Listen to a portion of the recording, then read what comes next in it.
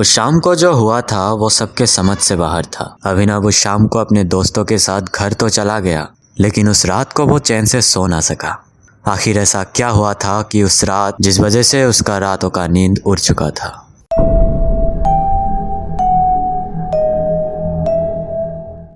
उस शाम को जब अभिनव अस्पताल के स्ट्रेचर से उठकर अपने दोस्तों को वहां होने का कारण पूछता है, तभी मानो डॉक्टर और उसके सारे दोस्तों को सांप सूंघ गया हो।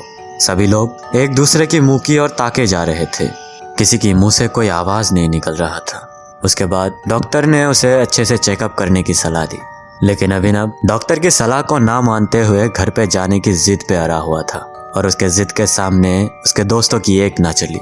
निरुपाय होकर उसके दोस्तों को उसे घर पहुंचाना ही पड़ा। अपने जिद से वो अपने मम्मी पापा को उस बारे में कुछ बताने को रोक तो लिया, लेकिन रात को डिनर के वक्त अपने सर पे लगे उस चोट को छुपा ना सका। और उस रात को उसके सर पे वो चोट देखकर उसके मम्मी ने उसे पूछा, बेटा तेरे सर पे ये चोट कैसे लगा है, सच सच बता क्या हुआ है। अभिनव गुस्सैल अंदाज से मम्मी को बोलता है, कुछ नहीं, मुझे खाना दो, मुझे भूख लगी है। इतना बोलकर अपने सामने परोसा हुआ उस थाली को देखकर कुछ अजीब ही ढंग से चाटते हुए साफ कर रहा था, मानो वो किसी जन्म का भूखा हो। बिना हाथ धोए ही वो अपने रूम की तरफ जाने लगे और तभी उसकी मम्मी ने पीछे से बोलता है, अरे बेटा क्या हुआ, कुछ तो बता, यह बिना हाथ धोए तू कहाँ जा रहा है। ये सुनते ही वो धीरे से वॉश बेसिन की ओर आगे बढ़ता है।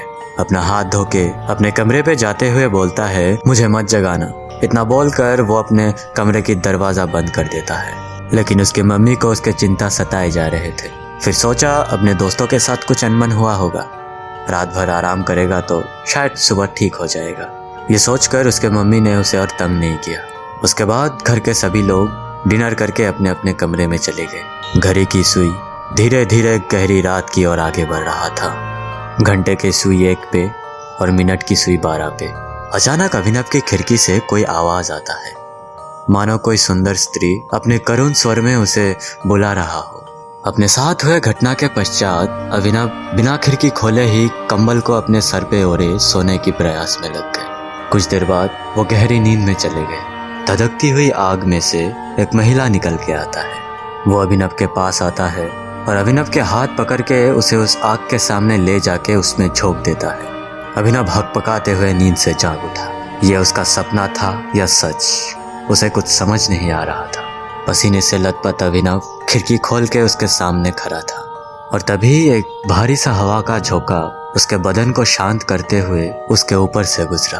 अभिनव टेंशन में बाहर की तरफ नजर घुमाते हुए कुछ अस्वाभाविक सा दिखा। एक प्रेग्नेंट औरत अपने दूसरे बच्चे को अपने हाथ में पकड़े हुए अभिनव को पुकार रहा था और ये वही औरत था जिसे वो अभी अभी अपने सपने में देखा था। अभिनव उसके साथ होने वाले ये अजीबोगरीब घटनाओं के बारे में कुछ समझ नहीं पा रहा था। ऐसे ही हफ्तों दर हफ्तों चलते गए और अभिनव मानसिक और शारीरिक दोनों रूप से कमजोर होने लगा। डॉक्टर के पास आना जाना अब आम सा हो गया था और डॉक्टर भी कोई बीमारी का पता नहीं लगा पा रहा था। अगले 2 दिनों में अमावस की रात, और ये कोई आम अमावस नहीं है। अभिनव सोच भी नहीं सकता था उसके साथ क्या होने वाला है। अभिनव सोचा भी नहीं था उसके साथ कुछ ऐसा होने वाला है जिसके बाद से उसे ये गांव दोबारा देखने ही नहीं मिलेगा। उस रात के बाद इस गांव में और कोई भी रात उसके नसीब में नहीं होगा। अभिनव के इस अस्वाभाविक जीवन की अंत को जानने के लिए सब्सक्राइब कीजिए हमारे चैनल को and keep support us. Thank you, फिर मिलेंगे।